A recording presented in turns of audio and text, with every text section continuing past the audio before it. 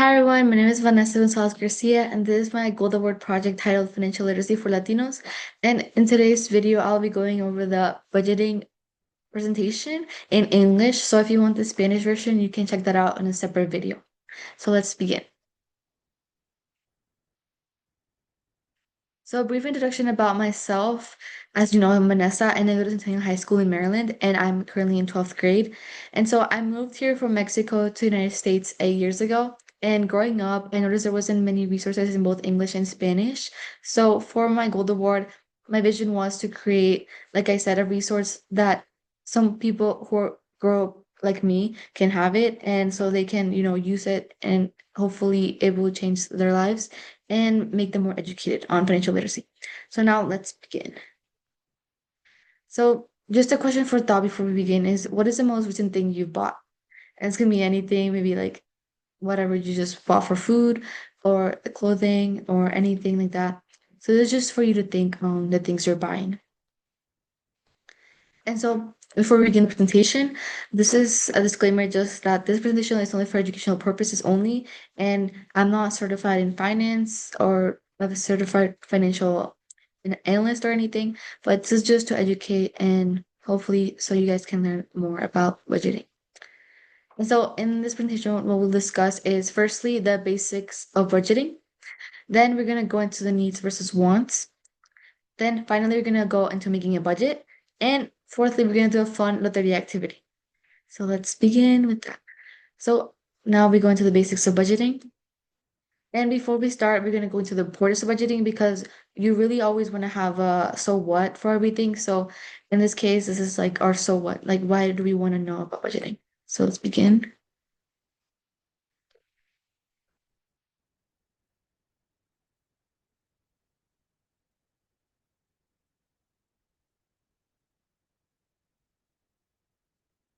Budgeting is just a fancy term for keeping track of how much money comes in, how much money goes out, and how much money is left over. Ideally, you would want to spend less than what you earn. You would then save the rest, invest it, or put it aside for rainy days. If you spend more than you earn or are constantly scraping the bottom of the piggy bank to make ends meet, then maybe it's a time to do something about it. While managing your money seems easy enough, sometimes you can lose track. Most people have no idea where their cash goes. Are you constantly missing out on opportunities to build on your savings? Maybe it is time for you to set up a budget. The B word might sound dainty, but having a budget doesn't have to mean missing out. With careful planning, a budget can be your best friend. A budget will help you spend smarter and identify opportunities to keep more money in your pocket by simply modifying your spending behavior. A budget can teach you with the tricks of clever spending that you didn't learn at school, such as saving first and paying your bills second. This little stash will help you keep focused with the lure of a golden carrot, perhaps a holiday or a new car to keep you motivated. It makes you accountable for your spending and helps you avoid the stress of living beyond your means. A budget puts you in touch with the reality of your financial situation, pinpointing exactly where you need to tighten your belt and where you can relax a little. You can track every cent you spend or forecast a monthly, quarterly, or annual budget. Would you expect a successful business operating without a budget? Of course not. So, why would you expect to live a successful life without one? As you become better at sticking to a budget, the easier it is to make your money work harder and last longer.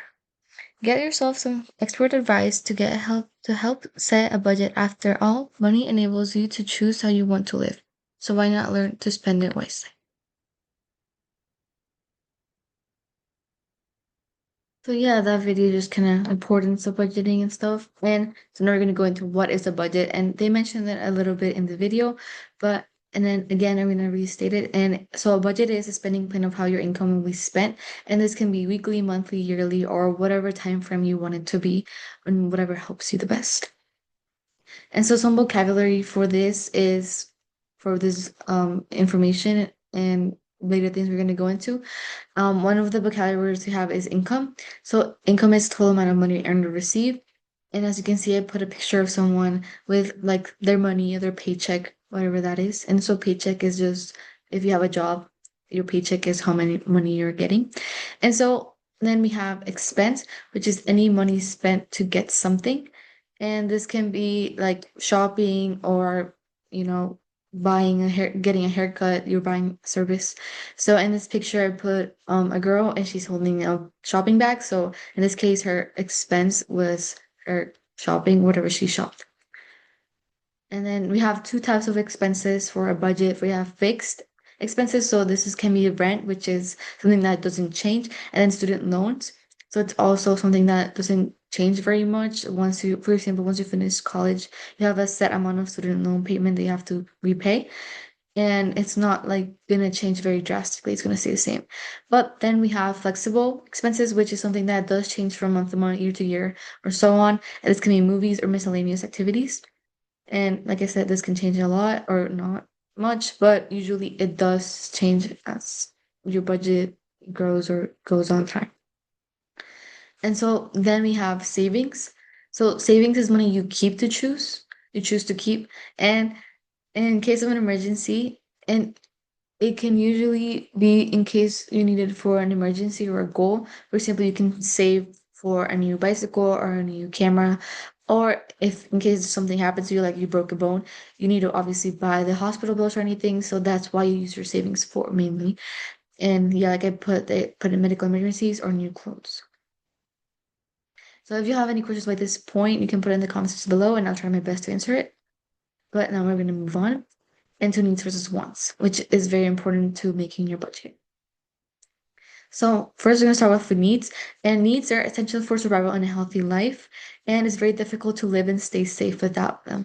So I here put a lot of pictures that you can see. First, I put that is an electricity sign, and without electricity in your home or even in your phone or smartwatch, you can't call anyone if you need help or for electricity in your house. If it's winter, you can't keep yourself warm, and if it's summer, you can't keep yourself cool. So it's very important for your safety. Then we have groceries. I put healthy groceries because some people might say that, oh, Cheetos are a need because it's food, but the is part of needs is that it's essential for a healthy life. So these are like groceries that do help you have a healthy life. They're nutritional for you. And then we have shoes. Like for shoes, you need them everywhere basically because you need to walk places. You need to, if you exercise, you need them to run or something like that. So it's another need. Then your house, obviously a shelter wherever you live, you need that for your survival. Then we have water. It's like it goes along with the groceries. Like you need water to survive. And then I also put jackets because some people also say, like if they some people might overspend in clothing and say, well, it's a need. But I emphasize jackets because, for example, if you live in somewhere where it's very cold, you need a jacket to survive. Or if you also, on the other hand, live somewhere very hot, you need like, short sleeves or shorts to, keep yourself cool. So it depends on your climate and where you live, but it's like those basic things that help you stay safe. Not overspending in like just one category that's not even helping you, like, for example, keep warm or anything. And now we're going to go into the wants.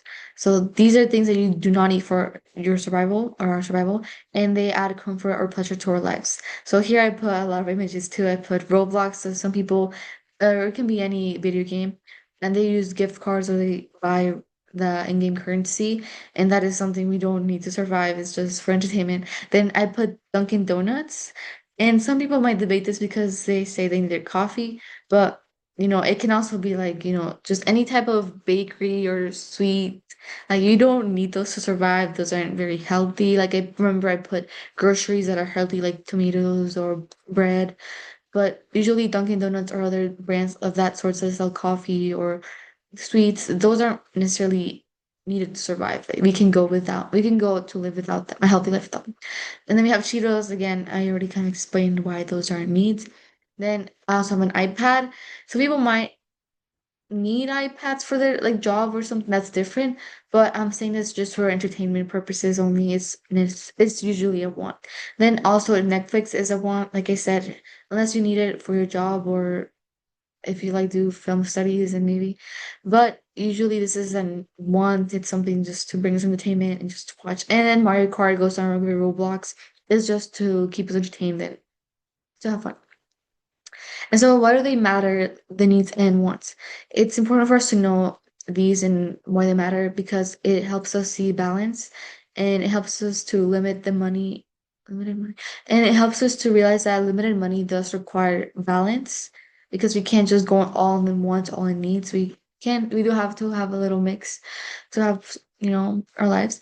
And it does also give discipline to know what a need and a want is because it does develop self-control and responsible spending, knowing, oh, this is a need that I need. Oh, and this other thing is not a need, so I could wait for it. And so before I go into the next section, I just want to have another question for thought, which is what are some of our current needs and wants? And this is also for us to think about the future and our budget, and therefore. If you have any questions in that section or needs or just ones, you can put them in the comments section below. I'll do my best to answer it once again. So now to this third section, which is making our budget finally. And now that we have gone over needs versus wants, so we know ourselves and we know what we need, what we want, we kind of can go into, allocating our money into our budget. And so this is just an example of your budget or of a budget. And as you can see, in this case, they put all their income, like we mentioned, as a vocabulary word, all their income, all their money they're receiving, they put it in one section and then totaled it. And then all the money or the expenses, all the things that they're spending money on, they put it on another section. And then on the bottom, they put total income minus the total expenses. And then they have their savings in a little box there. So this is the way you can do it. And then they have a month and a period. So, usually your budget is measuring a time, it's a period of time. So this is a perfect example of a budget if you want to copy it or you can do something like this. And yeah, but that's basically what we're building up to. And yeah. And as you can see in the expenses, I want to point out the car, the rent, the utilities, those are needs, those are all needs. I don't see any wants in this expenses list, but in your guys' budgets, there will probably be some wants as well, like popcorn or anything you have bought that's that's a want.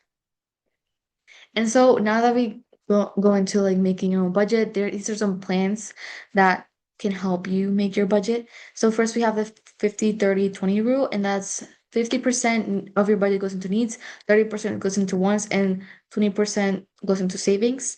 So all your money, you kind of section it off, and how we kind of went over needs, wants, savings. And this can help you not, overindulge in wants and also make sure you have some savings. So I think this is a great plan for anyone who's starting out because it's not super strict on anything. It's just, 50% on of your things, and of your needs, wants, and savings. And then we're gonna go into another one. This also not every plan works for everyone, so that's why I chose to give you guys a priority. And so next we have the envelope method. And basically in this method, in this plan, you put an envelope, you get your income, your all your money that you got in the period, and you make envelopes for each thing. Like you make envelope for your groceries, you make an envelope for your going out, you make an envelope for your utilities. So this way you kind of need to know yourself more because you do kind of have to have a good range of, the money you're gonna be spending on each thing, but it does help to keep your money separate and not all in one. And so, so you're taking out, like when you're going out, you're taking it from the going out envelope and you're not, by you're not dodging into the other envelopes for that because, you want to section it off and because if you take money from your utilities envelope, then you're not going to be able to pay it. And obviously that's really bad. So this does help to section your money and it does help some people. And now, lastly, we're going to go into the pay yourself first strategy. And then, so in this, basically, what will happen is that you will save some money to invest. Like, so whatever you have left over, you will invest it in, stocks or anything like that, or just save it in a savings account, anything like that. But it's basically making sure that you're saving and investing your money for yourself. And that's why you pay yourself first, because you're first focusing on your future money. That's why you're saving it for later. And then from that money that you're from from the money that's left over after you invested or saved a portion, you then buy whatever you need. So this is especially best for people who want to think about the future and want to have some money for them later on. And now this is another strategy to do it. This is a smart goal, and this is also good for like saving in the long term and anything like that. So let's watch it.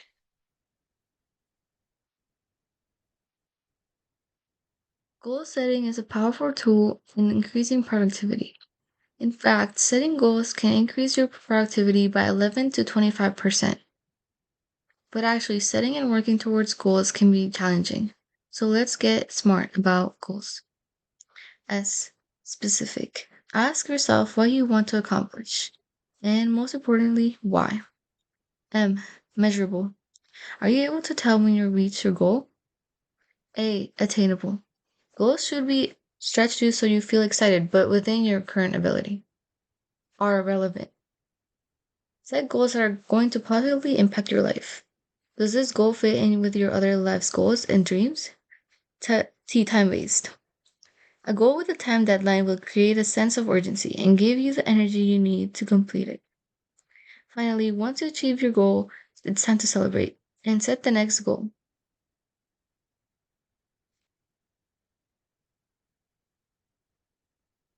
So yeah, as you can see, this is very good for budgeting because you don't want to say, "Oh, save $10,000," and you don't even like your income isn't even like 100. So this is just a way to, have a reality check with yourself and have good budgets that actually you will actually follow. And so this is like those reminders I was saying. So first, be realistic with yourself, track accurately your money, so you're not, kind of guesstimating. Have your receipts, have those things that make you accountable. And like I said, set smart goals that are attainable. Then adjust. So you can adjust your budget to meet your current needs. Obviously, if one month you make $100 on income, you can allocate more on your things. But if you only make $100 of income the next month, then you might not be able to be as accommodating. So, adjust your budget as you need. And finally, respect. This one's very, for especially for people like me who are young, because we usually get peer pressure into going out with someone, or if there's a food truck and we're at like the library, we like kind of want to buy it, but make sure that you respect your budget because it is something that you need to, be aware of and be mindful of. And, just surround yourself with people who will respect you and your budget. And so if you have any questions on that and on those plans for budgeting, you can put them in the comments below. And now we're gonna finally go into creating your budget. This isn't gonna be covered in the video, but like I said, I have that sample budget later on, before in the first section of this section. And just, as you need, just think about the things that we talked about. And yeah. So finally we're gonna go into a Loteria activity. And Loteria, just for some context, it's a Mexican game where you have a board with different pictures in it, and each picture, has its own corresponding like symbol or anything. And so what usually happens is there's a spinning wheel, and just there's many tiny little like as for each picture, there's a tiny little like thing that represents it. And so once you roll the thing and the one comes out, you read it out loud, and then everyone who has that on their board will put a little pin on it. And so I kind of changed it for activity, and instead of, symbols or images, there's just vocabulary words that we went over in the session. So there will be a spinning wheel that I will attach, and when you click the spinning wheel, it will spin and it will show the word, and then you will mark it down, just like in the real game. And in this case, like I said, it's not going to be any pictures or anything, but it will be the vocabulary words. And so in here, I put some, rules. And so connect the 5 words together. So 5 horizontally, 5 vertically, and then raise your hand, and you can when you raise your hand, people check it that everything that you have marked down has been called, and then you can win your prize or your bragging rights. And there also can be special patterns used. You don't have to do just 5 row, 5 cross. There's also some people who do like an L shape, and I will show it in the next one. So like you will put an L shape. But yes, just have fun with it, and hopefully this helps you with, learning your vocabulary and having that in your head. And if you want to play with other people, against other people, there's 10 variations that I made for these Loteria awards because if you guys have the same variation, obviously you'll win at the same time, so it's not fun. So make sure that each person gets one. I tell them 1 to 10, so just pick a different one from your friend or anything. And with that, we conclude our video. So thank you so much for your time, and I hope you guys learned something from this. And here's the feedback form for you guys to fill out. And please just put as much as you want, as little as you want. Just make sure you fill it out because it does help me and my project. And so thanks again so much. And if you do have a question that you don't want to put in the YouTube comment section just because maybe you don't have a YouTube account or anything, you can always email it to me at this email. I'll leave it up. And just thank you so much again. And I hope you enjoy your rest of your day.